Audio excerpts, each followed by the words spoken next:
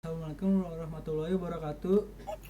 Kami dari kelompok 6 ingin mempresentasikan modul yang berjudul prinsip-prinsip keputusan dalam menghadapi lawan yang berhadapan. Kelompok kami dari kelompok 6 terdiri dari 3 anggota, yaitu Safa Putri Susatyo, Azmi Riani, dan saya Tuku Muhammad Ilham Zaki. Pendahuluan. Pengambilan keputusan adalah proses membuat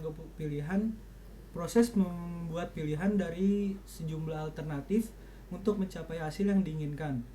Proses pengambilan keputusan dapat dianggap sebagai suatu hasil atau keluaran dari proses mental atau kognitif yang membawa pada pemilihan suatu jalur tindakan di antara beberapa alternatif.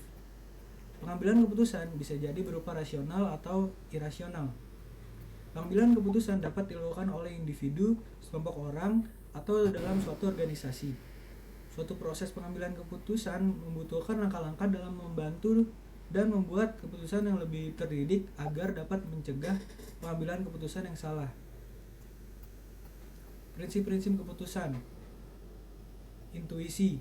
Pengambilan keputusan berdasarkan intuisi adalah pengambilan keputusan yang berdasarkan perasaan yang sifatnya subjektif. Pengalaman.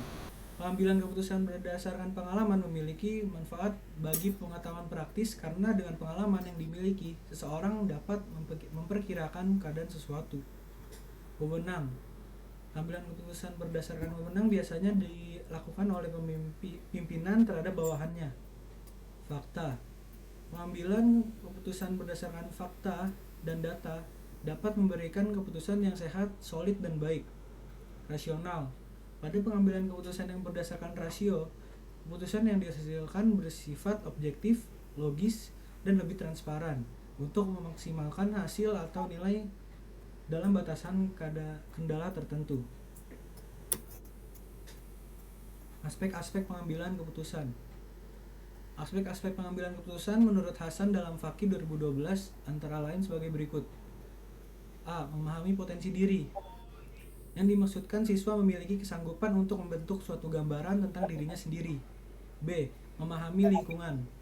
Yang dimaksudkan siswa memiliki kesanggupan untuk memahami dan menggambarkan keadaan lingkungannya. C. Menemukan hambatan-hambatan dalam mengambil keputusan studi lanjut. Yang dimaksudkan adalah siswa sanggup menemukan, mengidentifikasi, dan mencari jalan keluar dari keadaan yang menghambatnya. Dan yang D. Memutuskan pilihan berdasarkan alternatif-alternatif yang ada. Keputusan pemilihan berdasarkan alternatif yaitu siswa mampu memahami diri dan mampu menemukan hambatan dalam pengambilan keputusan. Jenis-jenis pengambilan keputusan. Yang pertama adalah keputusan strategis. Keputusan strategis adalah keputusan untuk menjawab tantangan dan perubahan lingkungan dan biasanya bersifat jangka panjang. Tujuan keseluruhan dari pengambilan keputusan strategis atau strategic decision making adalah untuk memilih strategi alternatif sehingga keunggulan kompetitif jangka panjang dapat tercapai. Berikut adalah karakteristik khusus yang terkandung dalam keputusan strategis. Yang pertama, rare. Keputusan strategis yang tidak bisa dan khusus. Yang kedua, consequential, yaitu keputusan strategis yang memasukkan sumber daya penting. 3. Direktif, yaitu keputusan strategis yang menetapkan keputusan yang dapat ditiru oleh keputusan-keputusan lain. Selanjutnya akan dipresentasikan oleh Azmi Riani. Yang kedua adalah keputusan taktis. Keputusan taktis adalah keputusan yang berkaitan dengan pengelolaan sumber daya, keuangan, teknik. Keputusan ini diambil oleh manajemen menengah. Pengambilan keputusan taktis atau tactical decision making terdiri dari pemilihan di antara berbagai alternatif dengan hal yang langsung atau terbatas yang dapat dilihat. Beberapa keputusan taktis cenderung bersifat jangka pendek, seringkali mengandung konsekuensi jangka panjang. Tujuan keseluruhan dari pengambilan keputusan strategi atau strategic decision making adalah memilih strategi alternatif sehingga keunggulan kompetitif jangka panjang dapat tercapai. Selanjutnya yang ketiga ada keputusan operasional. Keputusan yang berkaitan dengan kegiatan operasional sehari-hari. Keputusan ini diambil oleh manajemen bawah. Keputusan operasional ini dilakukan untuk menjalankan kegiatan organisasi sehari-hari atau dilakukan dalam rutinitas organisasi demi berjalannya organisasi tersebut. Keputusan ini biasanya diputuskan tanpa meminta pendapat dari pimpinan terlebih dahulu, yaitu langsung diputuskan saat itu juga. Next. Selanjutnya ada faktor-faktor yang mempengaruhi pengambilan keputusan. Ada 3 faktor. Yang pertama, kedudukan dalam pengambilan keputusan. Kedudukan seseorang dapat mempengaruhi keputusan karena dalam organisasi yang berhak untuk memutuskan suatu keputusan adalah seorang pemimpin yang kedudukannya paling tinggi. Yang kedua, masalah. Salah satu penghambat dalam tercapainya suatu tujuan yang akan dicapai. Yang ketiga, tujuan dalam keputusan yang diputuskan harus memiliki tujuan yang akan dicapai, baik tujuan organisasi maupun tujuan yang lainnya. Selanjutnya akan dibacakan oleh Safa. Selanjutnya ada tujuan pengambilan keputusan. Tujuan pengambilan keputusan dapat dibedakan menjadi dua, antara lain tujuan yang bersifat tunggal. Tujuan pengambilan keputusan yang bersifat tunggal hanya dapat menyelesaikan satu masalah saja dan keputusan tunggal ini tidak memiliki kaitan dengan masalah yang lainnya. Yang kedua, tujuan yang bersifat ganda. Tujuan pengambilan keputusan yang bersifat ganda terjadi apabila keputusan yang dihasilkan terdapat lebih dari satu masalah, yang artinya bahwa keputusan yang diambil tersebut dapat menyelesaikan permasalahan secara sekaligus. Selanjutnya ada proses pengambilan keputusan. Tohiron menjelaskan proses pengambilan keputusan meliputi sebagai berikut: perumusan masalah, pengumpulan data dan analisis, pembuatan alternatif kebijakan, pemilihan salah satu alternatif terbaik, pelaksanaan keputusan, pemantauan, dan pengevaluasian. Selanjutnya, yang pertama, perumusan masalah. Dalam hal ini, pemimpin diharapkan mampu merumuskan masalah yang ada di dalam suatu organisasi. Suatu masalah hadir karena adanya gap atau kesenjangan antara kenyataan, titik berangkat dengan tujuan yang ingin diraih atau standar yang ingin dicapai. Adanya halangan dan kesulitan untuk menjembatani kesenjangan itu.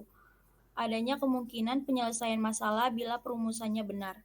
Masalah yang sering muncul dalam pengkajian fakta adalah pemimpin dan orang yang ada di sekitarnya sering membaurkan fakta dengan tafsiran tentang fakta tersebut.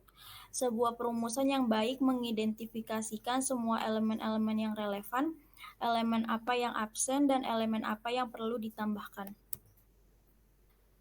Yang kedua ada pengumpulan data dan analisis. Data pemimpin diharapkan dapat mengumpulkan dan menganalisis data yang dapat membantu memecahkan masalah yang ada. Adapun proses pemecahan masalah dalam pengambilan keputusan yaitu ada fase pengumpulan fakta. Fase pengumpulan data atau fakta meliputi kegiatan mendefinisikan masalah serta mengumpulkan masalah serta menganalisis data yang penting. Yang B, fase penemuan ide. Fase penemuan ide meliputi kegiatan pengumpulan ide-ide yang mungkin dipakai dan kemudian mencari ide yang terbaik.